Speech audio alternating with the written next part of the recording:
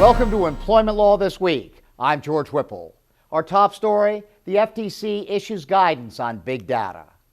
The Federal Trade Commission recently provided recommendations on the use of data analytics, warning that some consumer analytics could be yielding discriminatory business practices. The guidance primarily focused on lenders, but identified several areas where big data in employment decisions could lead to a violation. For example, if analysis determined that employees who live closer to their jobs stay at those jobs longer, a company that includes this in the hiring algorithm without accounting for racial disparity among neighborhoods could be accused of disparate treatment. Adam Forman has more. Employers can maximize the value of big data without creating a disparate treatment or disparate impact by following some recommended steps by the FTC.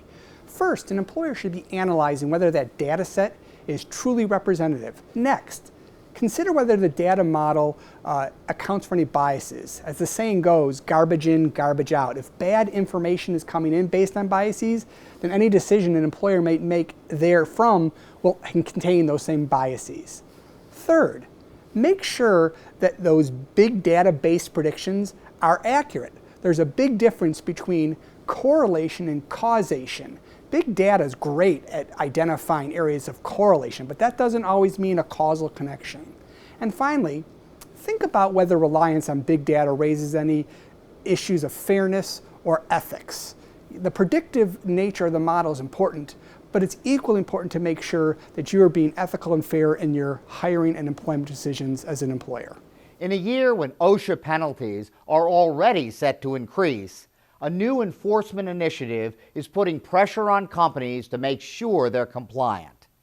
The Department of Justice and the Department of Labor have teamed up to encourage federal prosecutors to pursue OSHA and other worker safety violations as environmental crimes. These crimes can be charged as felonies, while OSHA violations are considered misdemeanors.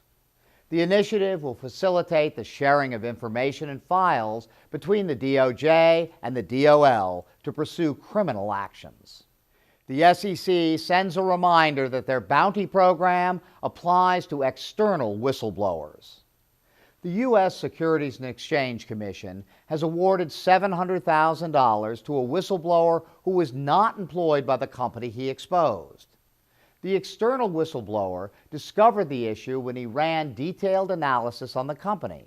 The agency explained that analysis from, quote, industry experts is as valuable as insider information. The whistleblower program began after the Dodd-Frank Act was passed and has now yielded $55 million in awards. This latest award raises new questions, including how the SEC will define industry experts. Retailers unite against a restrictive scheduling law in Washington, D.C. The National Retail Federation issued a letter urging the City Council in D.C. to abandon new scheduling legislation for retailers and restaurants. The proposed new law would require businesses to post schedules 3 weeks in advance, with heavy penalties if they make any changes to the posted schedule. The NRF argues that this legislation removes the benefit of flexibility for employees and that it places businesses at a competitive disadvantage against similar companies in surrounding states. Now it's time for our tip of the week. Louis Sapperman from the Dun & Bradstreet Corporation is here with advice on how to be a driver of culture at your business. As a compliance, legal, or employment professional, one of the most important things we can do is to be drivers of our cultures. What am I talking about? The reality is that oftentimes we get bogged down in building great policies, but great policies by themselves often sit on a shelf and they don't do what they're supposed to. So what we need to do is get away from our desks. Drivers of culture get out and build relationships. They build relationships with the key leaders they need to implement. They also make sure that they get their message out to all of their employee base.